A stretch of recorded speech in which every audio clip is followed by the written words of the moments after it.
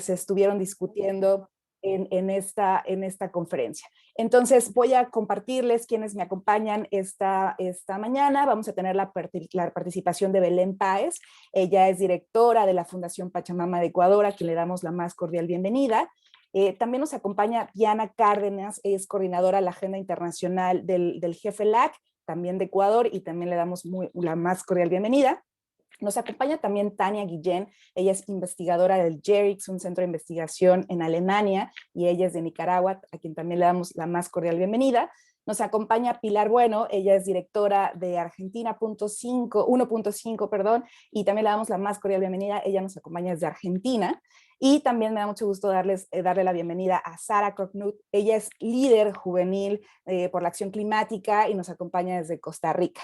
Un aspecto muy importante para que todas y todos ustedes sepan es que todas las aquí presentes pues tuvimos la oportunidad de estar en esta conferencia que se celebró en Glasgow, Escocia, del 1 al 13 de noviembre de este año. Y bueno, para mí, y como ya les decía, es un gusto tener esta conversación porque cuando terminamos una conferencia de esta naturaleza siempre nos preguntamos, bueno, ¿podemos considerarla exitosa? ¿Podemos considerarla que no necesariamente fue exitosa? A lo mejor fue un fracaso, y siempre están estas discusiones sobre qué tan bueno fue o qué tan malo fue. Y hoy vamos a hacer un balance sobre estos temas.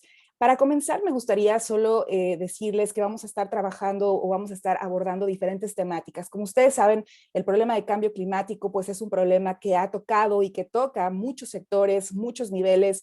Difícilmente podemos tratar el cambio climático desde una perspectiva solamente ambiental o solamente económica o social. Tenemos que verlo en todas sus dimensiones y todas sus aristas, y justamente la complejidad de un sistema como el de las Naciones Unidas y particularmente el de la Convención es que estamos hablando de la participación de cerca de 200 países, 197 países que están en una discusión profunda para poder identificar cuáles son las mejores vías y las vías que puedan acomodar a todos los países. Como sabrán, hay muchísimos intereses, hay una visión digamos, hay brechas importantes entre lo que quieren unos países y lo que quieren otros, y esto, por supuesto, complejiza el proceso para llegar a esos acuerdos cruciales que necesitamos para avanzar. Por supuesto, el problema fundamental cuando hablamos de un proceso lento como el que tenemos en esta convención, pues es que el cambio climático avanza muchísimo más rápido. La ciencia también nos ha dicho que los impactos ya no podemos esperarnos a que pasemos, a que estemos hablando del final de siglo. Estamos hablando de impactos que ya están aquí, que ya están presentes, que ya generaron pérdidas y daños, y justamente la gran frustración de una gran cantidad de personas es que el ritmo al que esta convención va o al que las decisiones se van tomando es bastante menos, rápido que lo que el fenómeno avanza, y eso es, por supuesto, un tema fundamental. Otro tema que quería enfatizar para comenzar es que recordemos que el año pasado no hubo COP, no se hizo esta reunión presencial debido a la pandemia, a esta pandemia que hemos vivido a nivel global, el COVID-19, y por supuesto que el hecho de que no tengamos esa reunión también generó retrasos en en los procesos formales de la conversación, y esto pues también generó muchas expectativas de lo que esta COP podría traer o podría generar, debido pues a que muchos países, particularmente los países en desarrollo y particularmente los más vulnerables, pues se vieron muy afectados por esta pandemia, y también hubo una gran demanda sobre temas de financiamiento que vamos a estar hablando. Entonces, es difícil plantear en este sentido esperar que una reunión pueda resolver todos los problemas que nos aquejan, pero sí que es muy importante no perder de vista que hay muchas cosas que hay que considerar y que hay que analizar. Entonces, vamos a empezar, como les decía, vamos a trabajar y tener un diálogo sobre diferentes temas. Ya sabemos que esta convención trabaja en temas como son la mitigación, que se refiere a todas las acciones para reducir emisiones. También trabaja en temas de adaptación, que son todas estas políticas para incrementar la resiliencia y reducir la vulnerabilidad ante los impactos negativos, pero también tiene toda una agenda de trabajo sobre los denominados medios de implementación, que se refieren al financiamiento, a la creación de capacidades, a la transferencia de tecnología, y por supuesto hay muchos otros temas que son de corte transversal: el rol de las mujeres, el rol de las comunidades indígenas, el rol de las juventudes, y muchos otros temas que tienen que ver con este proceso de empoderamiento de los diferentes actores ante la acción climática. Entonces, muchísimas gracias, Tania, Diana, Belén, Pilar, Sara, por estar aquí, y me gustaría mucho comenzar empezar a escuchar sus visiones de qué fue lo que pasó en esta COP, que puedan considerar pues, que representan un avance y tal vez elementos que ustedes consideran no fueron del todo positivos y que hay que poner atención hacia los siguientes años. Me gustaría comenzar contigo, Pilar, porque uno de los temas que se ha estado trabajando mucho en los últimos años es esta necesidad imperante de seguir impulsando las acciones de adaptación, porque ha predominado mucho la discusión de la mitigación, si hay que reducir emisiones, pero cuando hablamos de que los impactos ya avanzaron, pues el tema de la adaptación se vuelve crítico.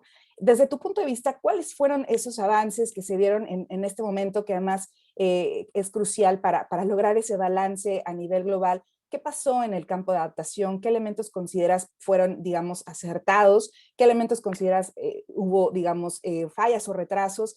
¿Y qué elementos podríamos esperar hacia el futuro? Y quizá este segundo punto lo podemos abordar también más adelante, pero te doy la palabra y por supuesto la bienvenida, Pilar. Muchas gracias por estar aquí. Muchas gracias, Sandra, y bueno, es una gran oportunidad como siempre poder reunirnos, juntarnos y conversar sobre el balance de esta conferencia.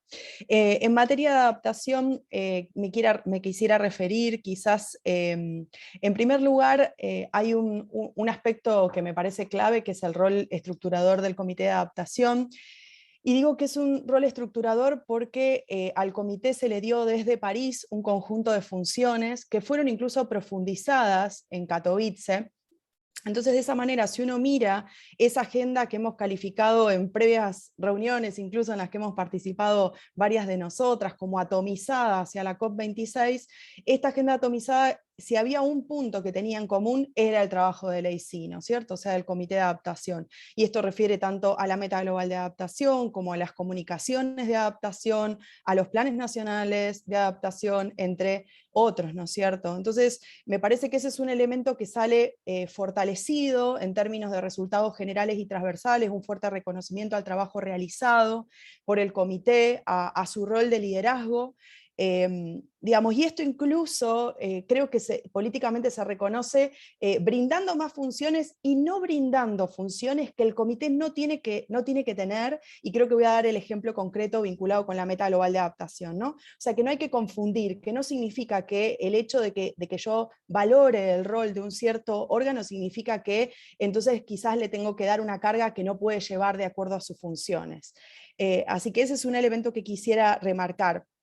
Otro elemento tiene que ver con respecto a esta cuestión de la atomización de la agenda, que me parece que se pudo navegar bien a pesar de la dificultad, pero sí hubo mucho solapamiento de reuniones y los negociadores y las negociadoras se quejaron mucho, sobre todo en la relación entre adaptación y pérdidas y daños, donde todavía hasta nuestros días los negociadores y las negociadoras suelen ser los mismos, o muchos coinciden y muchas coinciden, así que esto fue problemático, digamos.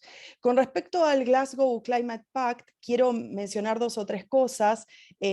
Por un lado, la cuestión que aparece transversalmente de reconocer la acción de adaptación multinivel, ¿no? O sea, que vamos a ver en todos los documentos aparece lo local, lo regional, lo nacional, lo internacional, y esto me parece muy relevante.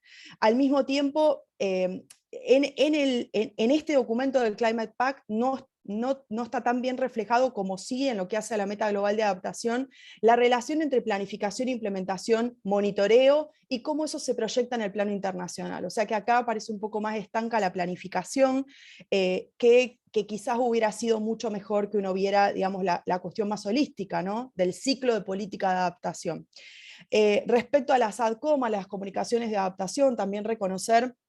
Digo, esto parece bastante simpático para aquellos y aquellas que vimos nacer este documento en las conversaciones previas a París.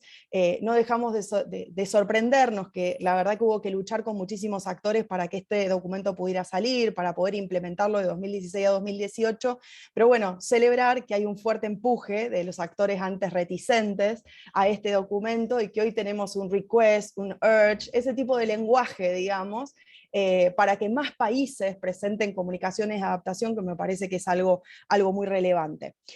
Con respecto a la meta global de adaptación, y con esto voy a cerrar, y algo más pequeño. Se estableció un programa de trabajo de 2 años, de aquí a las siguientes conferencias. Esto es algo muy importante porque este ni siquiera era un punto de la agenda, algo muy reclamado por el G77 más China. Y quiero decir que este programa de trabajo a mí me resulta interesante. Primero porque trabaja sobre la base de los resultados del trabajo técnico del Comité de Adaptación, tanto sus dilemas, sus desafíos, como las reafirmaciones, la importancia de generar un basket, digamos, de abordajes y no solamente uno, no dejar a nadie atrás. Y cuando uno mira el alcance del programa de trabajo, se ve claramente la relación con el balance mundial, que parece menor, pero no lo es, porque lo hemos peleado por 6 años y hoy lo tenemos ahí. Y no solamente la relación con el balance, sino con todo el alcance del 7.14, o sea, todos los componentes de la relación de adaptación con el balance mundial. Y eso también es muy importante, podemos volver más adelante. Y otros elementos, por supuesto, el IPCC, la representación equitativa a nivel regional, que América Latina en particular empujó mucho por cuestiones obvias de siempre quedarnos afuera de ciertos espacios. Para cerrar, muy chiquitito, un desafío de los muchos, dentro de lo que es el Long Term Climate Finance, quiero resaltar que a la hora de pedir el informe al Standing Committee sobre para 2022 sobre la meta o el cumplimiento, ¿no?, de la meta de los 100.000 millones, ahí es muy preocupante que se refiere a mitigación y transparencia, y adaptación no aparece. Yo creo que eso es o un descuido o algo muy importante que tenemos que poder modificar. Lo dejo ahí, muchas gracias. Muchas gracias, Pilar. Y para quienes nos acompañan y quizá no están tan familiarizados con el lenguaje de la convención, es importante decir que justamente como parte, digamos, el producto que terminó de esta COP se llama, es este pacto de Glasgow, en donde justamente se integran todas estas decisiones y justamente parte del trabajo que hacen muchas organizaciones, que hacen muchos, digamos, además de los gobiernos que negocian, es justamente identificar qué es lo que queda en los textos. Ya decía Pilar que es muy importante porque lo que se refleja en los textos es después lo que se va a implementar. Entonces, si hay un descuido, como lo mencionabas, o si hay un lenguaje que no es del todo adecuado, pues termina siendo problemático para dar seguimiento, y lo hemos visto mucho en todos los ejes, y ahorita vamos a hablar de ejes justamente que tienen este carácter de lo transversal. Déjenme, me voy, digamos, siguiendo la lógica de la adaptación, y comenzamos con este tema porque justamente uno de los grandes elementos que se esperaba de esta COP es darle al tema de adaptación como ese revuelo, digamos, más atención que no lo había tenido en demasía en otros espacios. Pero Pilar mencionaba justamente un tema que se llama pérdidas y daños. Y justamente esto tiene mucho que ver con pues todas aquellas pérdidas que ya se tuvieron. Digamos, la adaptación te ayuda a la preparación, pero pues ya muchos países ya tuvieron impactos importantes, y justamente la pregunta de fondo es ¿quién paga por esos daños que ya tuvieron, que ya se dieron, y qué es lo que va a hacer este proceso para atenderlos? Y por eso me da mucho gusto darle la bienvenida a Tania, que ha dado seguimiento a este tema, y además de preguntarte sobre los avances y quizá retrocesos en términos de pérdidas y daños, Tania, claro, preguntarte si quisieras compartir también con la audiencia justamente esta diferencia con adaptación y pérdidas y daños, la importancia de que mantengan esta relación, pero digamos estrecha, pero al mismo tiempo que lleven ejes de conversación distintos. Tania, ¿cuál es tu opinión sobre lo que sucedió con este tema de pérdidas y daños y bueno, hacia dónde se visualiza la conversación? Bienvenida. Sí, gracias, Anne, gracias, Pilar, por la información tan detallada, pero también a la vez concreta y resumida, que nos da el vistazo de qué es lo que está pasando. Como decía Sandra, aquí comenzamos la COP26 tras un año de que no hubo negociaciones prácticamente, y principalmente tras 2 años, 3 años, en cuanto el IPCC ha brindado información categórica hablando de la urgencia y la necesidad de ambición rápida y de cambios sin precedente para poderle hacer frente a la crisis climática. En ese marco hablábamos, por ejemplo, también, o como mencionaban Sandra y Pilar, de pérdidas y daños. La diferencia entre pérdidas y daños y adaptación es que adaptación se refiere a aquellas condiciones a las que tanto nuestras sociedades como ecosistemas todavía pueden adaptarse. Podemos hacer modificaciones para poder tener nuestras actividades como las conocemos o en ese sentido, ¿no? Pero hay un límite para ello, ¿no? No es lo mismo para, por ejemplo, las comunidades costeras que están con sus medios de vida en las costas o que dependen o que tienen sus casas en las costas y tenemos el aumento del nivel del mar. En algún momento hay poblaciones ya que están migrando de las áreas costeras a otras zonas porque no pueden seguir viviendo en esas condiciones. Entonces, lo que hablábamos es pérdidas y daños es más allá de adaptación, y es por ello que el Acuerdo de París en 2015 estableció pérdidas y daños como un tercer pilar entre los enfoques de acción climática, y eso está reconocido en el artículo 8 del Acuerdo de París. Aunque en el mismo Acuerdo de París, en las decisiones, en el párrafo 51, se establece que pérdidas y daños en el Acuerdo de París no implican ni dan lugar a ninguna forma de responsabilidad política o indemnización. Y ese es uno de los aspectos que fue muy problemático para la adopción del Acuerdo de París, pero al final eso fue el resultado, ¿no? Este enfoque no comenzó en París como tercer pilar, sino que es un enfoque que fue propuesto desde principios de los años 90 por los estados insulares, pero que se han mantenido en las negociaciones, pero no siempre se le ha dado la relevancia que necesita. Y ante estas circunstancias que hoy vivimos, donde sabemos que nos estamos enfrentando cada vez a situaciones más extremas o condiciones climáticas más extremas, pues se vuelve vital hablar de este tema. Y es con ello que en el 2013 se estableció el mecanismo de Varsovia sobre pérdidas y daños, y en 2019 en la COP anterior en Madrid se estableció también la Red de Santiago, y la COP26 nos deja por ejemplo, con decisiones relacionadas a la polarización de la Red de Santiago, pero que no implican financiamiento, que es lo que gran parte de los países desarrollados o en desarrollo, perdón, es lo que solicitan, y los países desarrollados evitan que se establezcan las discusiones. En ese sentido, Escocia, que era el país anfitrión, también ofreció ya aproximadamente 2 billones de libras esterlinas para crear un fondo. Eso se mira como se quiere que sea un efecto en cadena, una bola de nieve, ¿no? Que vaya generando mayores compromisos de otros países.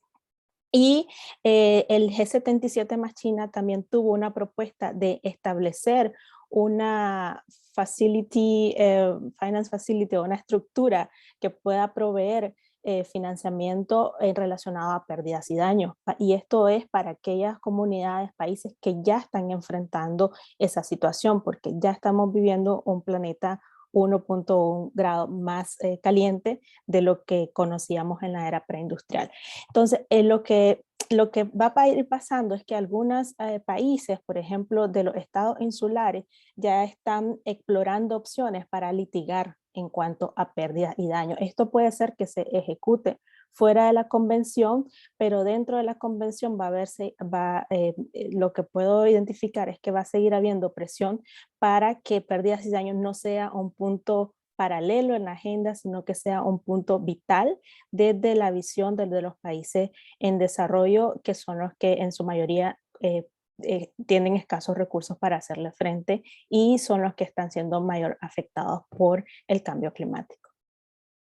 Muchísimas gracias, Tania. Permíteme resaltar un par de aspectos de lo que mencionaste, y es que hemos escuchado a lo largo de los últimos años este tema del 1.5 grados centígrados Y es muy, muy importante que quienes nos acompañan sepan que esta es una lucha de los países vulnerables. Y al inicio el Acuerdo de París hablaba solo de los 2 grados centígrados y fueron estos grupos de países vulnerables quienes impulsaron muchísimo el 1.5. Y bueno, ya saben que el reporte del IPCC hace claramente una distinción entre lo que pasaría en un escenario de los 2 grados centígrados y el 1.5, diciendo que sí, medio grado centígrado puede tener gran impacto, como perder 99% de los corales marinos o 79% de los corales marinos. Entonces, esto es muy importante porque justamente en el Pacto de Glasgow, el 1.5 se mantiene vivo como uno de los ejes, como uno de los objetivos, y eso es muy importante decirlo porque si no mantenemos esa meta política, pero dentro del texto también podemos perder, digamos, una gran ancla hacia el trabajo hacia adelante. Y mencionabas también el tema de financiamiento. Como todas y todos ustedes saben, este proceso en particular ha sido muy complejo, pero siempre el tema de financiamiento ha sido como esa columna vertebral, porque muchas de las actividades han estado condicionadas o dependiendo de la existencia de estos flujos para poder implementar acciones. Y justamente esta COP era particularmente relevante para el tema de financiamiento. Estamos hablando cerca de 17 ítems en la negociación estaban relacionados con financiamiento, tanto para la mitigación como para la adaptación, y justamente lo que mencionaba Tania para el tema de pérdidas y daños. Déjenme comenzar, antes de darle la palabra a Diana, para que nos cuenten más de algunos aspectos, diciendo que esta COP marcó mucho porque se esperaba que uno de los grandes compromisos que se han establecido a nivel internacional, recordarán que en 2009 los países desarrollados comprometieron $100,000 millones para los países en desarrollo para apoyar a las acciones de mitigación y adaptación, y en teoría estos 100,000 millones se deberían dar anualmente a partir del 2020. Y poco antes de la COP, Alemania y Canadá presentaron un plan de entrega de estos 100,000 millones de dólares, en donde señalan que no van a cumplir con esos 100,000 millones de dólares, sino hasta el 2023, y digamos como con algunos asegúnes. Este plan, por supuesto, no integra cuáles van a ser los canales, cuáles van a ser los mecanismos para esa entrega de los 100,000 millones, y esto sí que generó un entorno no del todo propicio en la negociación, porque aunque es una meta corta, ya sabemos que los 100,000 millones se quedan cortos ante lo que se necesita, el cumplimiento de estas metas políticas es muy importante para generar confianza en el proceso. Si no se cumplen estas metas, simple y sencillamente existe una desconfianza y bueno, ¿para qué seguimos hablando y negociando si no se van a cumplir esas promesas que se hacen en este entorno? Pero algunas cosas fueron positivas en el tema de financiamiento, y por eso quiero agradecerle a Diana que nos comparta, por ejemplo, algunos avances en temas de financiamiento para adaptación, y después poderles platicar también algunos next steps que se trabajarán en este tema, y que también Belén va a poder ahondar en esta parte. Pero Diana, cuéntanos por favor, ¿cuáles fueron algunos temas que sí podríamos considerar, digamos, positivos, y también algún balance que consideras de algunos temas que no terminaron digamos, de quedar claros o que tenemos que observar hacia el futuro? Diana, bienvenida, muchas gracias. Gracias, Sandra. Un gusto estar acá con ustedes y comentarles un poquito sobre este tema. Tania justamente ya mencionó uno de los temas claves que estaban en la mesa, puestos en la mesa por los países en desarrollo y sobre todo los países más vulnerables, un tema que fue muy impulsado desde este grupo de países en la COP26, que es el tema del Facility para pérdidas y daños. Este tema solo brevemente, estábamos como que con mucha esperanza hasta casi el último día de que este tema podría salir, y estuvo en el texto y lo íbamos siguiendo como algo que podría salir de la COP como algo exitoso. A la final, lastimosamente, no pasó el último día el tema del Facility, y como lo mencionó Tania, pero quedó abierta la puerta a un diálogo sobre el tema, que digamos es totalmente insuficiente, no era lo que necesitábamos en este punto. Como lo mencionó ya Tania, estamos ante una urgencia. Hay países que ya están sintiendo desde hace mucho tiempo impactos cada vez más fuertes, y este es un tema clave para nosotros desde el sur global. Pero de todas formas, creo que hubo un momento en la plenaria en que se comenzaron a dar intervenciones, y se trató de clarificar qué implicaba este diálogo para tratar de alguna manera de hacer más explícito que era un diálogo que iba a permitir que en la siguiente COP ya se llegue a una definición clara. Entonces fue una intervención desde el lado de los países más vulnerables que quiso clarificar eso, porque si no, al decir diálogo, pues no estamos definiendo para qué, o sea, no queda muy claro. Con respecto a los avances en el tema de adaptación, hay que resaltar que sí los hubo. Se fortaleció sobre todo el fondo de adaptación, que era uno de los temas claves y justamente que veníamos impulsando mucho desde la declaración que sacábamos con algunas organizaciones, más de 350 que se fueron sumando y que impulsamos desde el GFLAC también con algunas organizaciones del Sur Global. Había el tema de predictibilidad de adaptación, del financiamiento para adaptación, perdón, y en este punto, bueno, se dio un avance con la discusión sobre el artículo 6 del Acuerdo de París para el libro de reglas y las definiciones que se tomaron hicieron que el 5% de la venta de los certificados del mecanismo, al del punto 6.4, bueno, no en todos, que era lo que se esperaba, pero al menos de vaya para el fondo de adaptación, que bueno, que puede ser considerado positivo también si comparamos con el 2% que estaba bajo el protocolo de Kioto. Lastimosamente sigue siendo insuficiente para dar predictibilidad, que era el objetivo al financiamiento para adaptación, pero es un avance.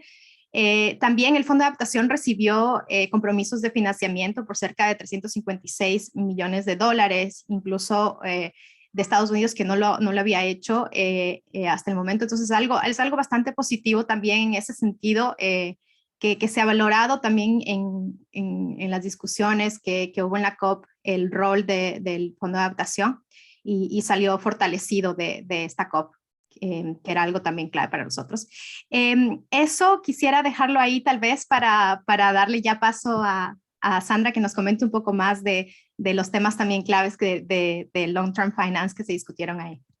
Muchas gracias, Diana. Bueno, solamente resaltar que ustedes saben que esta conversación de los 100,000 millones de dólares ha estado ahí por 12 años. Entonces, si lo vemos en retrospectiva, los 100,000 millones ha sido como esta agenda política que ya tiene cansados a muchos colegas, porque simple y sencillamente y que justo al llegar a la COP y no tener este financiamiento, dices, bueno, ¿cómo es posible que en 12 años no pudieron los países prepararse para hacer un delivery de estos 100,000 millones? Pero ya hay un reconocimiento de que es insuficiente y justamente en esta COP se creó un programa de trabajo para la formulación de la nueva meta de financiamiento y también se habla de que considerará o tomará en cuenta las necesidades de los países en desarrollo. Idealmente hubiéramos deseado que dijera que toda la meta va a estar basada en las necesidades de los países en desarrollo, pero bueno, ya se tiene un plan de trabajo y ahora es también misión de los actores a nivel nacional poder definir cuánto necesitamos, cuánto cuesta el cambio climático, cuántas son las necesidades para la implementación de las contribuciones nacionalmente determinadas, y esa también va a ser labor de todos los países. Obviamente tendrá que haber importante apoyo para que esto se dé y que no sea una meta solamente política, sino también sea una meta que tenga una metodología y que tenga un claro proceso, porque más allá de la cantidad, desde mi punto de vista, el proceso es lo que va a importar, cómo llegamos a esa cantidad y no terminamos solamente en una conversación política. Permítanme contarles que creo que uno de los temas muy importantes en las recientes COPs, pero particularmente en esta, es que hay muchísima más presencia de voces que han venido trabajando con muchísima fuerza en posicionar todos estos temas y que no habían sido, digamos, no habían tenido esos espacios para hacerse escuchar, y por eso me da mucho gusto tener con nosotros a Belén y a Sara, que han estado trabajando con poblaciones. Por ejemplo, Belén ha estado impulsando muchísimo el trabajo y desde las comunidades indígenas y el importantísimo rol que tienen las comunidades en la protección de la naturaleza y esta coexistencia que realmente pues tenemos que seguir impulsando para que los acuerdos políticos no terminen pues devastando a la madre tierra. Y por eso quiero agradecerte, Belén, por estar aquí y que nos cuentes desde tu perspectiva, ¿cuáles fueron aquellos avances que consideras relevantes en este contexto? ¿Qué consideras que no fue del todo positivo? ¿Y cuál es esta visión hacia el futuro? Particularmente estuviste siguiendo todos estos temas, pero también desde los diferentes frentes, ¿no? Financiamiento, adaptación, mitigación. ¿Cuál es tu valoración, Belén? Muchísimas gracias por estar aquí. Hola a todos, a todas los que nos están escuchando hoy. Un abrazo grande desde Ecuador. Bueno, tengo varias impresiones. Me gustaría compartir que creo que en general la presencia, la participación de los pueblos indígenas, estas propuestas, esta voz desde la Amazonía fue un actor ganador en toda la COP. Me refiero a la capacidad de incidencia y de comunicaciones que se logró a nivel global. Se cubrieron los temas de juventudes amazónicas, de vocerías amazónicas, de mujeres. Y en ese sentido creo que hay un avance a nivel de lo que significa la COP y sus otros, digamos, otras voces, ¿no? Que pudieron ser escuchadas con mucha fuerza. En cuanto al tema de los pueblos indígenas, en la última sesión, Elena Magata, que habla en nombre del Foro Internacional de los Pueblos Indígenas, ella avisó algunos avances, ¿no? Y habla sobre dos cosas específicas. Hace un reconocimiento sobre este compromiso de los 1.7 mil millones que se lograron para soluciones lideradas por pueblos indígenas para la protección de bosques, territorios, tierras, y esto ellos esperarían implementar y diseñar como la estructura para los próximos 3-5 años en 7 regiones bioculturales. Entonces ellos resaltan en su final remarks, o sea, al final dicen, esto es importante, hablan sobre que se acogió la inclusión de derechos indígenas en algunas disposiciones del artículo 6, pero ella recalca, ¿no? Y dice que, sin embargo, el mecanismo de reclamo y de independiente no es parte del artículo 6.4 y que les llama mucho la atención y que se han quedado muy desilusionados porque fue excluido la parte de derechos indígenas en el diseño e implementación de los articulados.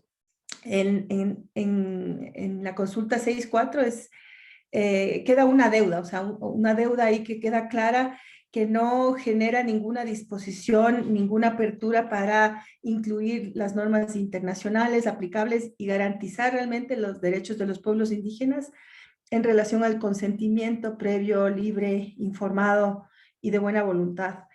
Y esto queda muy claro y queda como una cosa abierta, ¿no? Agradece también la inclusión de 3 puestos para pueblos indígenas, para mujeres, género, juventudes en la Junta del CTCN y habla muy claramente sobre que las mujeres necesitan respeto y financiamiento específico para estas próximas discusiones. Por otro lado, se firma un acuerdo al arranque de la COP. 150 países hacen referencia a su compromiso sobre protección de bosques y reducción de la deforestación. 100 de estos países llegan a acuerdos muy específicos sobre cómo concretar sus metas en relación a estos targets que tienen estos países. Y esto, digamos, es un balance favorable en torno a un reconocimiento de territorios indígenas, de pueblos indígenas, de financiamiento para bosques.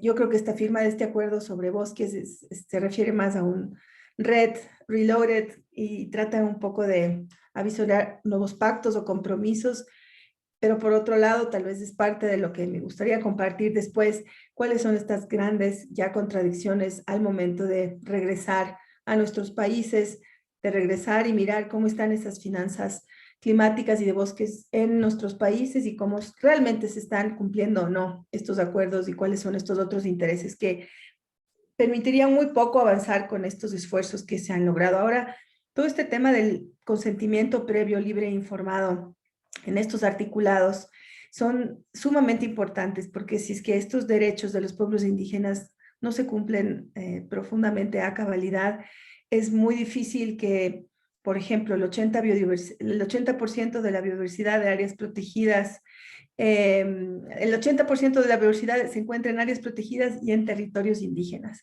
Si no se cumplen los derechos de los pueblos indígenas, es muy difícil que realmente cumplamos las metas de esta protección y de estos compromisos a nivel global. Me quedo hasta ahí como un primer compartir con todos ustedes. Muchísimas gracias, Belén, y muy importante, y todo esto que mencionas, que es parte fundamental de lo que hay que reconocer, que si bien el proceso ha fallado en muchos procesos, en muchas vías, digamos, para acelerar la acción climática, el hecho de que hoy vemos voces fuertes y digamos, avanzando y obviamente haciéndose, digamos, del espacio, creo que eso es muy importante reconocerlo, porque también deja claro que no podemos pensar que solo los gobiernos van a poder resolver esto, ¿no? Es hora de traer a los diferentes actores para poder traer esa visión más holística que se requiere. Y por eso me da muchísimo gusto tener con nosotras a Sara, que ha sido una luchadora incansable y líder muy, muy, muy importante en América Latina, pero que también ha hecho su voz escuchar en este proceso. Sara, yo creo que una de las grandes conversaciones que se han tenido es, hemos visto, creo que lo que le llaman el efecto Greta, pero yo creo que tiene que ver con muchas juventudes que ya estaban ahí y que, digamos, el fenómeno Greta logró destapar, que no es que lo generó, sino que logró visibilizar lo que ya estaba ahí. Y me gustaría mucho saber desde tu perspectiva, desde las juventudes, cuál es tu balance, cuál es tu sensación de los aspectos digamos, que resultan de esta COP, pero platícanos cuál fue, digamos, ese trabajo de las juventudes y hacia dónde va. Sara, ¿cuál es tu balance? Y por supuesto te agradecemos mucho por estar aquí. Bienvenida. Muchísimas gracias, Sandra, y muchísimas gracias a todas. La verdad estoy demasiado emocionada de todo lo que estoy escuchando y aprendiendo también desde las distintas ópticas y perspectivas. Yo creo que, bueno, con personas jóvenes comparto plenamente lo que estás diciendo. Para mí no fue que Greta lo generó, sino que lo visibilizó, porque realmente América Latina y el Caribe, por ejemplo, es una de las regiones que siempre me gusta usar como referencia, porque la participación joven se ha dado fuertemente en nuestra región desde hace décadas, ¿verdad? Incluso, bueno, Sandra, vos empezaste súper joven, entonces ahí está como el claro ejemplo de esto, y normalmente cada mujer joven, cada mujer que he visto en la acción climática de nuestra región empezó cuando era muy, muy joven. Entonces yo creo que este es el más claro ejemplo de que esta participación siempre ha existido. Yo creo que va evolucionando también. Yo creo ahora en la COP26 se vio bastante esto, ya no era solamente un tema de las personas jóvenes que estaban exigiendo a los gobiernos actuar, sino que era un tema de que estaban ahí con propuestas, ¿verdad? Y justamente por eso es que se están pidiendo más espacios dentro de las delegaciones, más espacios dentro de las negociaciones, para justamente poder tomar la palabra y poder empezar a generar estos aportes, tal y como hizo el chico de Panamá, cuando tomó la palabra y que dio un fuerte discurso que básicamente visibiliza ese sentir de las juventudes a nivel de la región. Entonces, yo creo que algo positivo es que se vio como mayor participación de personas jóvenes, incluso se vio niños dentro de la COP, más que todo de países del norte, pero estaba Francisco, que es un niño activista de Colombia, y Francisco decía que su rol dentro de la COP era visibilizar las voces de la niñez del sur, especialmente de la niñez de Latinoamérica y el Caribe. Entonces, también el hecho de tener a Francisco dentro de la COP también nos hace como una sacudida de cómo estamos trabajando en facilitar esos espacios, que yo creo que es algo bastante negativo, el hecho de que no hay espacios para que la niñez pueda incidir desde lo local, nacional, hasta un espacio como la COP. Luego, en resultados tangibles dentro de la COP, está el tema de que se reconoce el papel tan importante que están jugando las personas jóvenes y la niñez para abordar los desafíos ante el cambio climático. Esto es un reconocimiento muy, muy importante. Algo que hemos venido abogando desde hace bastante rato es justamente por ese reconocimiento para poder pasar a la acción. UNICEF sacó un estudio donde hablan de las contribuciones determinadas a nivel nacional y, por ejemplo, las contribuciones determinadas a nivel nacional reconocen la vulnerabilidad de niñez y personas jóvenes, pero no les reconocen como agentes claves. Entonces, yo creo que este reconocimiento dentro del Pacto de Glasgow, yo creo que nos permite acercarnos un poco más hacia que realmente se les pueda integrar como agentes clave. También está el tema de que se reconoce los resultados de la COI 16, que es la conferencia de las partes, la conferencia de la juventud, que se da en el marco de la conferencia de las partes siempre, y que está organizada por Yongo, que es la constituyente de jóvenes observadores dentro de la convención. Y también se reconocen los resultados del Youth for Climate, que este fue un evento nuevo que se dio. Teníamos muchas dudas, porque en realidad en el fondo es como lo mismo que la COI, solo que en el Youth for Climate nos pusieron a negociar sobre distintos temas y los resultados fueron elevados propiamente por la presidencia de la COP.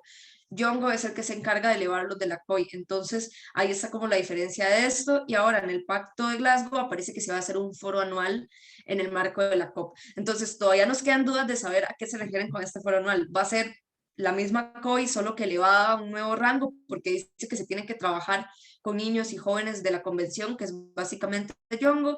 Entonces tenemos todavía como eso. Sentimos que hubo pasos hacia adelante, ¿verdad? Con el tema propiamente personas jóvenes y niñez, pero que no hay claridad sobre cómo se va a hacer. Y por supuesto, todo lo que han conversado acá, las personas jóvenes sentimos que faltó ambición, ¿verdad? La famosa ambición que escuchamos en los discursos de los 2 primeros días de la COP, ¿verdad? Donde estaban así los presidentes hablando, pero no se vio eso, lo vimos con pérdidas y daños, siendo que las personas jóvenes del sur han sido abanderadas de esta causa, ¿verdad? Es como de las principales causas que en torno a cambio climático que están ahogando.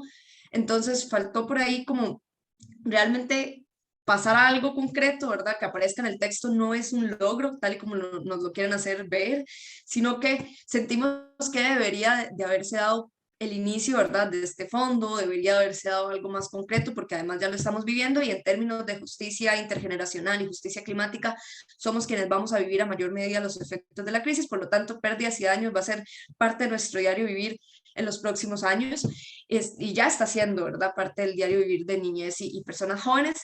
Y también está el tema del financiamiento como tal a nivel general.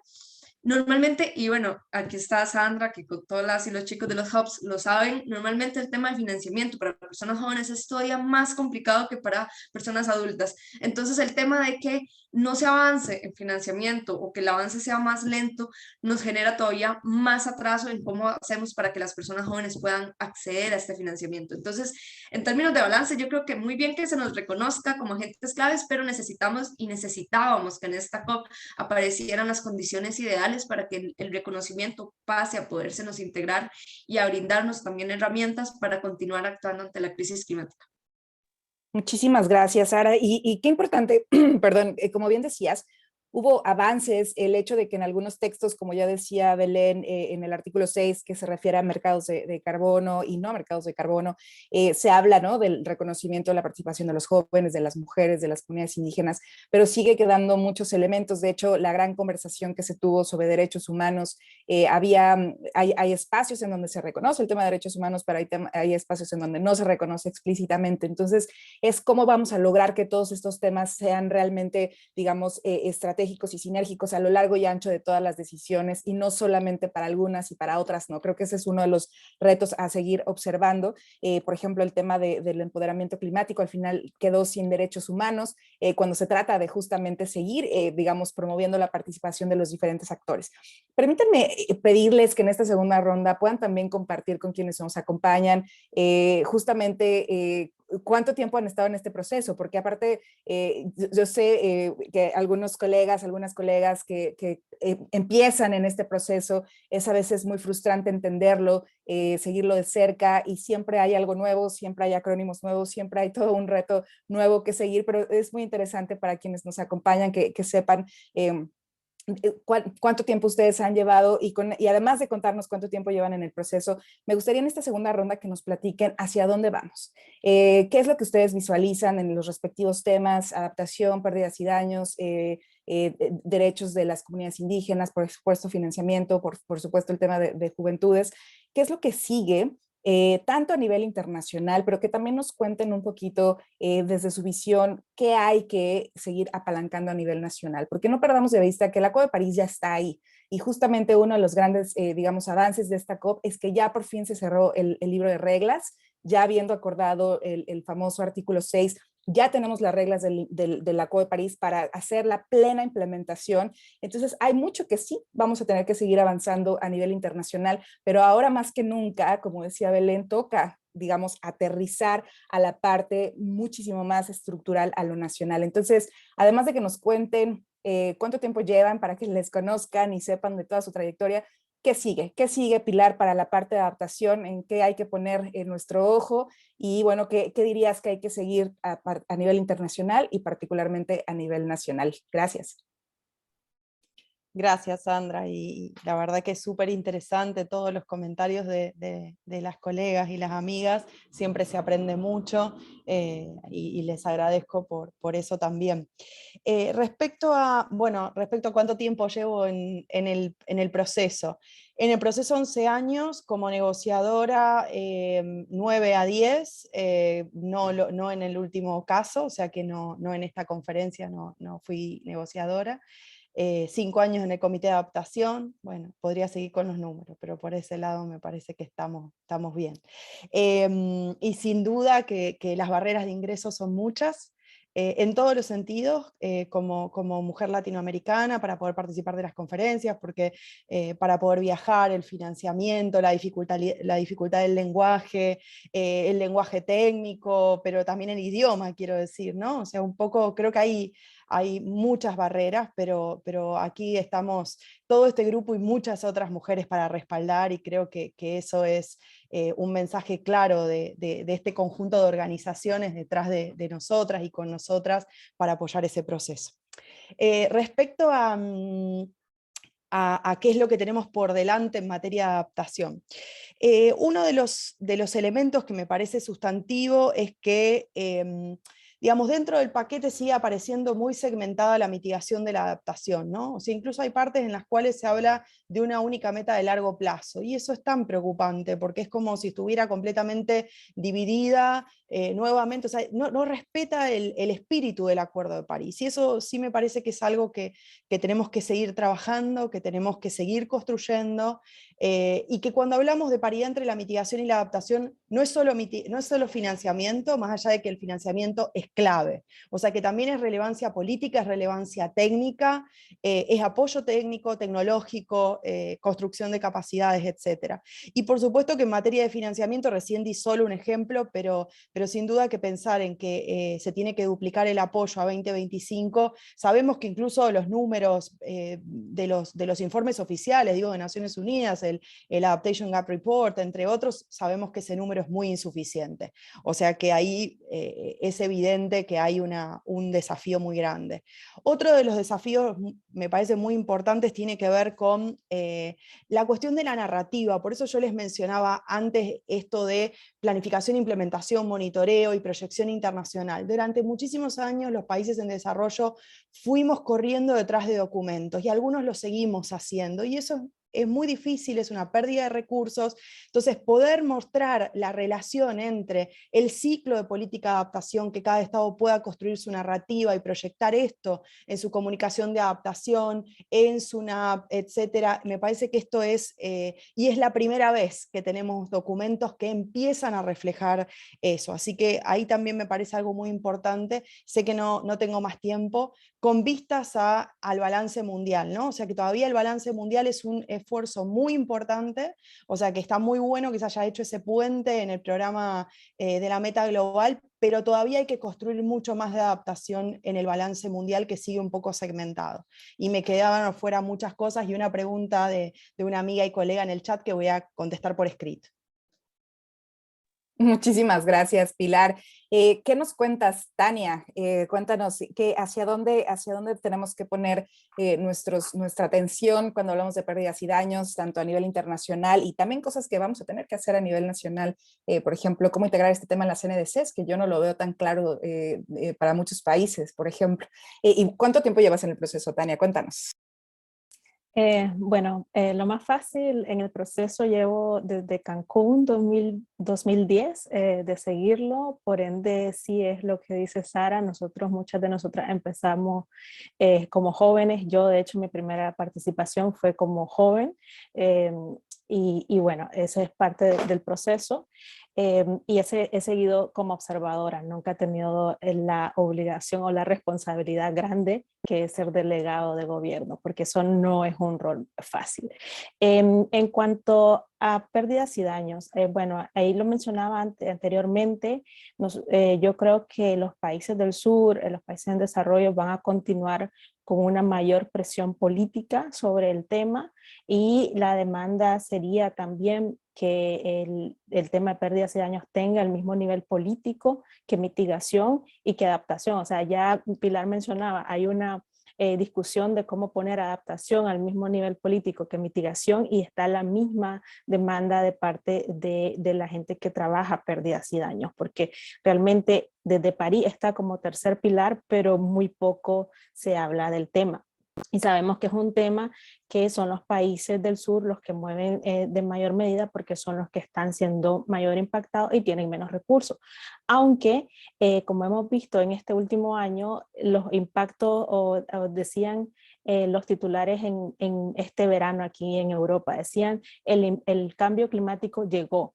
Porque aquí en Alemania, donde yo resido, en verano fallecieron casi 200 personas por unas lluvias extremas. Y eso movió a todo el mundo, y en días se pusieron de acuerdo a facilitar millones de euros para esas pequeñas áreas. Ahora imaginémonos a países enteros que están sufriendo ya los impactos del cambio climático, como la región centroamericana, que tuvimos el año pasado ETA y OTA en el término de 2 semanas, dándole muy poca oportunidad a nuestros países de prepararse, ¿no? A los gobiernos y tanto a las poblaciones.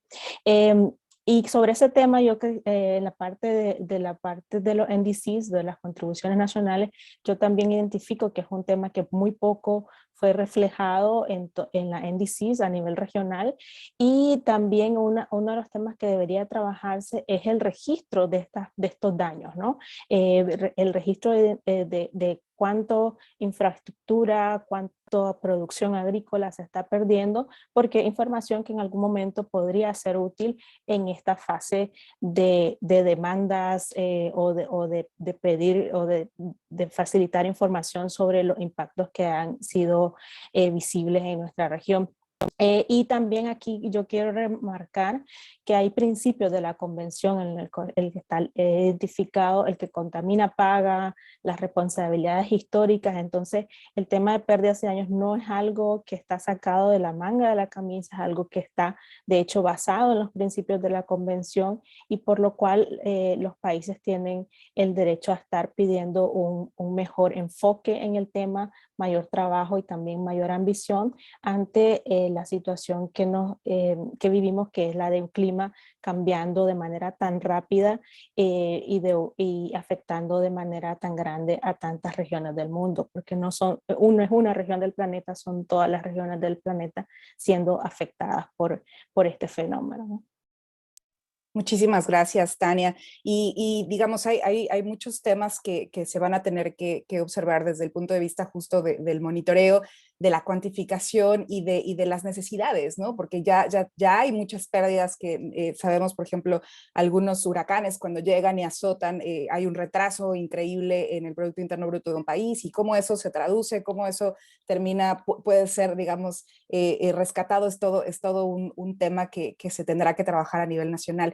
Y bueno, este tema de financiamiento, Diana, platícanos desde tu visión, ¿qué elementos ves hacia adelante? Y por ejemplo, si quisieras tomar una pregunta muy interesante que nos hacen justamente sobre el tema del canje de deuda, que es un tema que pues seguimos muy de cerca, lamentablemente no fue un tema per se de la negociación, que esperamos siga, digamos, el trayecto, pero es un tema muy importante que traen nuestros colegas en esta conversación.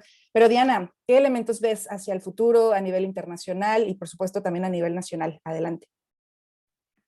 Gracias, Ann. Sí, solo para responder también a la pregunta que planteaste a todo el mundo, yo soy nuevita en el proceso internacional, entonces solo mencionar eso como de entrada. Llevo trabajando en tema de cambio climático desde hace muchísimos años y de hecho siguiendo desde 2008 las negociaciones y demás, pero de lejos, y otra cosa es estar ahí. Entonces sí, puede ser un gran desafío y solo para mencionarlo, el tratar de orientarse en ese mundo y entender también un poco el lenguaje y todo, ¿no? Es un gran reto también, pero muy interesante como experiencia. Y ya volviendo al tema de financiamiento, sí, bueno, quedan muchos retos porque en realidad los avances, si bien los hubo, como mencionaba, no son suficientes. Hay algunos temas que quedan pendientes.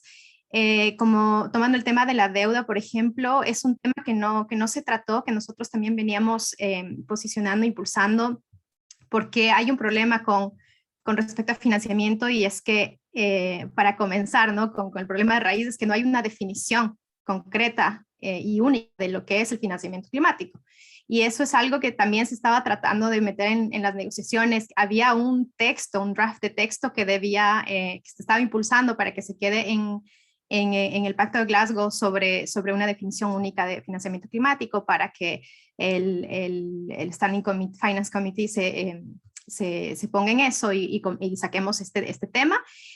Hubo un avance en ese sentido, pero se lo ve como muy lejano, entonces estaremos sin esa definición por mucho tiempo todavía, que es un gran problema. Y también con respecto a la deuda, es que sin una definición también podemos ir por todo lado con cualquier mecanismo, y lo que está pasando es que hay muchos préstamos que se dan en nombre de la asistencia para la acción climática, y eso solamente incrementa la deuda de los países en desarrollo. Entonces justamente era ese el objetivo, de meter el tema sobre la mesa. Lo que sí se trató de posicionar tal vez desde otros espacios fue el tema del Debt for Climate Swaps, o sea, el mecanismo para hacer canje de deuda por acción climática. Y bueno, creo que también en ese sentido fue un avance que se haya podido mencionar eso. Uno de los grandes retos y que bueno, fue un tema bastante álgido en las negociaciones, es el tema del cumplimiento de la meta, que ya lo mencionaste, Sam, que bueno, se prevé que, de acuerdo con el delivery plan que se entregó un poco antes de la COP por Alemania y Canadá, se prevé que se lo cumpla a cabalidad apenas en 2023, que debía haberse cumplido en 2020. Y bueno, entonces con esto todavía se tiene una deuda pendiente, pero al menos se logró que ya se mantenga la agenda hasta 2027, lo que es bueno, porque se puede seguir dando seguimiento al cumplimiento de la meta. Y también hay algo que hay que seguir también de cerca, y es la definición de la nueva meta de financiamiento. Que bueno, que ya por lo menos se prevé que va a hacerse con un proceso transparente, se espera, que considere las necesidades de los países en desarrollo, que no sea una meta política más, como ya fue la de los 100.000 millones. Eso, por mi lado. Gracias Diana, muchas gracias. Y solamente para enfatizar que a nivel nacional también hará falta hacer planes nacionales de implementación con mucha claridad sobre qué se necesita en materia de financiamiento para la implementación y la mitigación. Así que es otro tema a seguir pendiente. Belén, ¿qué ves hacia adelante? ¿Qué elementos observas que van a seguir importantes en el proceso internacional y que hay que observar con especial atención a nivel nacional? ¿Y cuánto tiempo llevas en el proceso, Belén? Bueno, les cuento que, a ver, cuando fue la Cumbre de la Tierra en Río, yo estaba en los movimientos juveniles del colegio, entonces tenía 17, 18 años y fui a Río. Entonces, desde ahí como un poco me involucré, y después estuve, otro momento especial después de varias cumbres iniciales de las que atendí en Holanda, me acuerdo que fue en el 2001 o 2002. Fui a Ghana y participé en esta reunión de Accra Caucus, donde se enfocaron todos los países que estaban trabajando en temas de red y bosques. Y bueno, ahora estuve en Glasgow y sigo sin entender muchísimas cosas. Y igual que nuestro escucha que ya se fue, Joel Enríquez, también con muchas frustraciones, y desde donde estamos tratando de hacer el mejor esfuerzo para entender, para educarnos, para intercambiar, para incidir, para comunicar. Así que no es una tarea fácil. Y por esto mismo, pienso que lo que se viene a futuro dentro de este análisis que estamos haciendo en torno a bosques y esto, el panel científico amazónico presentó un reporte muy específico sobre el punto de no retorno, este tipping point en la Amazonía, y da cuenta con muchas certezas de cómo es el deterioro y en dónde hay lugares en la Amazonía en donde ya se ha llegado al tipping point, que es en Brasil, y cómo los Andes amazónicos tienen que pues ponerse un acelerador para proteger los bosques que siguen en pie y que mantienen el equilibrio climático del planeta. Entonces no estaría fácil para estos bosques y para los pueblos indígenas del mundo cargar también con esta responsabilidad enorme para el mundo entero y la vida humana. Entonces, bueno, hay una plataforma que en París se creó, es la 135, dedicada al reconocimiento, a la participación de los conocimientos de los pueblos indígenas, pero sigue siendo como un esquema que no tiene ni entrada ni salida, no hay un financiamiento, no hay unos hilos conductores, no llega a encajar en algo que sea práctico y que movilice recursos y esfuerzos y cosas más claras. Entonces eso es como algo que está en el aire. Y ya a nivel nacional, vemos que hay, digamos, los países, en este caso de bosques amazónicos, tienen sus políticas nacionales de red, más políticas de cambio climático, que tienen un enfoque para protección de biodiversidad, reducción de deforestación, cambio de uso del suelo. Hay un cierto tipo de financiamiento importante que está comprometido hasta el 2025, 2030, y digamos, la novedad es que un reporte reciente que salió de Rainforest Noruega habla y lo demuestra, ¿no? Que todo este financiamiento climático que llega para pueblos indígenas no está llegando a los pueblos indígenas. Apenas el 1% de estos cientos de millones que han llegado en los últimos 5 años en toda esta cuenca amazónica tiene apenas un impacto mínimo, directo, para que los pobladores locales, los pueblos indígenas sean los implementadores de soluciones para la protección de bosques y el mejoramiento de su vida y sus condiciones de vida. Entonces, ¿qué nos toca hacer ahora ya en los países? Es, por un lado, tener este debate mucho más continuo con el gobierno central sobre sus políticas económicas basadas en la ampliación de las fronteras extractivas, petróleo, minería, cambio de uso del suelo, construcción de hidroeléctricas, y cada vez más ellos tienen esta narrativa enorme que convence a toda la sociedad en general que económicamente este es el destino, se nos resuelven los problemas con más minería, con más petróleo, y por otro lado, digamos, el trabajo que tenemos que hacer desde territorio, desde este enfoque con pueblos indígenas, con gobiernos locales, con sociedad civil, es, por un lado, asegurar que ese financiamiento y estas iniciativas son concretas, tienen metas, están llegando a resultados, jalar estos financiamientos a ese nivel, pero por otro lado también constituirnos en una voz fuerte de soluciones estructurales, ¿no? Del tema de la deuda externa, de cómo vamos a renegociar la deuda, porque la deuda que nos está ahogando a todos se paga con deuda y con extracción, con economía basada en el extractivismo y en la destrucción de estos biomas tan importantes para la vida. Entonces, hay mucho por hacer, no nos vamos a aburrir en nuestro tiempo de vida, así que tenemos muchos desafíos, pero creo que esta es la manera de hacerlo, de seguir conversando y ampliando este mensaje y esta evaluación. Muchísimas gracias, Belén. Estamos un poco pasaditas de los minutos, pero no quiero dejar de escuchar a Sara. Por favor, Sara, compártenos, ¿qué sigue? Tal vez antes de compartirlo, creo que Tania dijo que quería compartir un dato. No sé si... Si quieres, dale, Sara, y ahorita regresamos con Tania. Ok, la tengo, aquí perfecto. la tengo. Bueno, yo empecé en esto de la acción ambiental y posterior a la acción climática cuando tenía 16 años. Eso fue ya hace 10 años y esta es mi segunda COP. Y bueno, yo creo que cosas como pasos que nosotros como personas jóvenes estamos valorando y sobre todo a nivel nacional, porque honestamente yo creo que la COP es un ente movilizador, pero donde realmente tenemos que enfocarnos y siempre estar actuando y movilizando es acá. Entonces, bueno, acá en lo nacional, yo creo que lo primero es la creación de mecanismos institucionalizados. Muy bien, ya reconocemos a las personas jóvenes como agentes de cambio ante la crisis climática, muy bien que sabemos que tienen propuestas, pero ¿cómo hacemos para que esas propuestas pasen a ser parte de la agenda climática tanto nacional como internacional a través de estos mecanismos institucionalizados? Nada hacemos con un mecanismo que un gobierno abra este año y el otro año ya está cerrado o viene otra fuerza política y lo cerró. Entonces ocupamos mecanismos institucionalizados que permitan esta participación. Estos mecanismos tienen que contemplar los procesos de consulta y construcción de políticas climáticas a nivel nacional y la ejecución, y también que sean parte de las delegaciones país rumbo a espacios como las negociaciones climáticas internacionales. También creo que tenemos que enfocarnos bastante, bueno, y estos mecanismos tienen que ser tanto para personas jóvenes como para niñez, y sabemos que con niñez hay desafíos todavía mayores porque las metodologías tienen que ser totalmente consensuadas y tienen que ser totalmente adaptables a la niñez. Y también está el tema del seguimiento a toda la agenda de ACE, ¿verdad? De Acción para el Empoderamiento Climático, por lo que mencionaba antes Sandra, de que en el texto sale sin derechos humanos, ¿verdad? No aparece derechos humanos al lado de ACE como debería de ser. Entonces, las personas jóvenes desde hace también varios años hemos venido abogando por la correcta ejecución de ACE en los países. Entonces, yo creo que ese es otro tema que tenemos que estar bastante pendientes y de cómo se está implementando. Varios países de la región, de hecho, están en este momento como en esa etapa de construcción de cómo va a ser su estrategia de acción para el empoderamiento climático. Entonces, ahí también tenemos que estar bastante involucradas.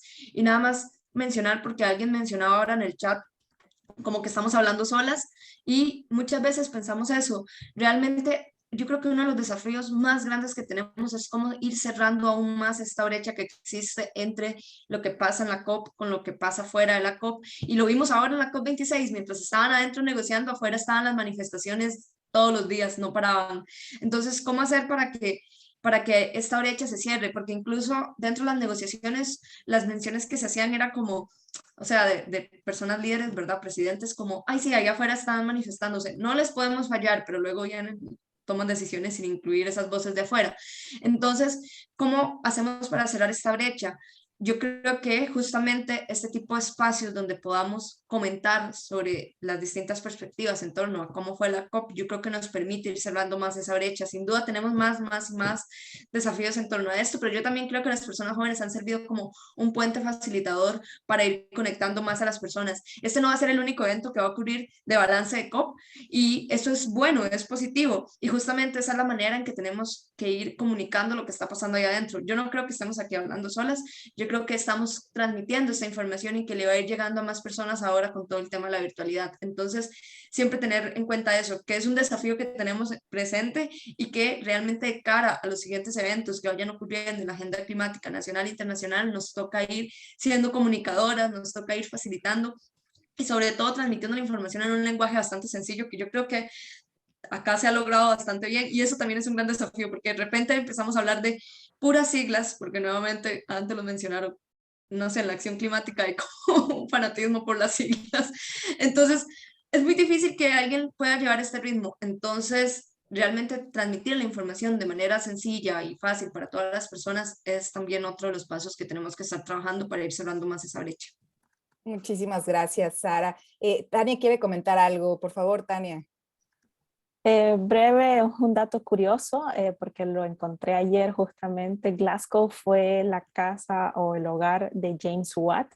James Watt es un inventor escocés que desarrolló o mejoró el motor de vapor que fue la base de la revolución industrial. Y fue en Glasgow, en el Climate Action Pact, que tenemos por primera vez la mención, por lo menos parece irónico, pero la mención al carbón o a los combustibles fósiles. Entonces es un dato curioso que no quería pasar por alto, porque también refleja cómo los tiempos cambian. Desde la revolución industrial y que mucha riqueza se generó o ha sido generada por eso, podemos ahora crear bienestar con la acción climática y con la protección de nuestros recursos naturales. Muchísimas gracias, Tania. De hecho, con eso quería concluir. Bueno, primero agradecerles a quienes se han quedado con nosotras en este tiempo. Yo llevo 13 años, bueno, esta es mi treceava COP. También comencé joven en este proceso, y si bien ha sido retador por todo lo que ya decía Pilar de los retos de financiarse, del lenguaje, de entender, yo creo que me llevo hasta 3 COPs entender algunas de las divisiones de los cuerpos subsidiarios y demás, pero yo creo que hay un tema que no cabe duda ha avanzado, y es que cada vez hay más gente involucrar en estos temas. Antes éramos las mismas personas, cada COP, ahora cada COP es más grande, digamos, hay un movimiento que se va ampliando y que al mismo tiempo va generando más soluciones, por supuesto, también gente que sigue muy en este espacio, pero como bien dices, pese a que sabemos que los combustibles fósiles y la producción de combustibles fósiles han sido una de las grandes o la principal fuente de emisiones de gases de efecto invernadero, es la primera vez que en el texto hay una mención al carbón explícita. Y esto es muy importante decirlo porque pensaríamos que esto debió de haber estado desde el día 1 que empezamos a la conversación de la convención, y sin embargo hoy estamos hablando de la COP26, solo ahora hay una mención de un phase down y no phase out, que quiere decir reducir la producción y no sacar la producción de carbón. Y también habla de phase out, sacar los subsidios ineficientes a los combustibles fósiles. Pero esto marca un hito, por supuesto, que hay que seguir impulsando para que no solo hablemos de carbón, hablemos de gas, hablemos de petróleo abiertamente.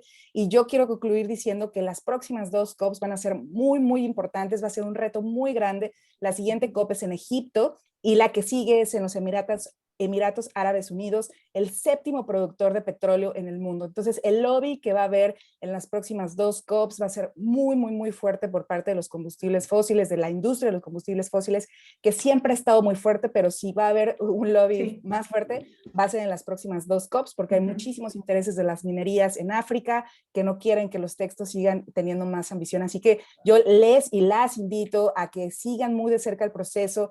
Es cierto que el proceso va lento, pero no podemos, digamos, perder de vista lo que pasa ahí arriba y no podemos perder de vista lo que pasa abajo. Los 2 procesos son muy importantes y hay que seguir manteniendo esta conexión, esta lógica, este diálogo, porque si no tenemos ese diálogo también perdemos, digamos, la conexión y terminamos aprobando cosas aquí que al final del día van a afectar abajo y viceversa. Entonces, no es banal estar ahí, al contrario, es un gran esfuerzo. Por eso yo quiero agradecerles a todas ustedes, Sara, Diana, Tania, Belén, Pilar, por todo el trabajo que han hecho muy de cerca en este proceso, pero sobre todo porque ustedes son voceras, como decía Sara, de la conexión de todos estos temas al mundo más real. Es muy difícil seguir las negociaciones, pero también es necesario y es importantísimo no perder de vista ambos espacios. Entonces, por más frustrante que sea, más vale estar que dejar pasar cosas que al final nos van a afectar. Así que yo les quiero agradecer muchísimo a todas ustedes y a todos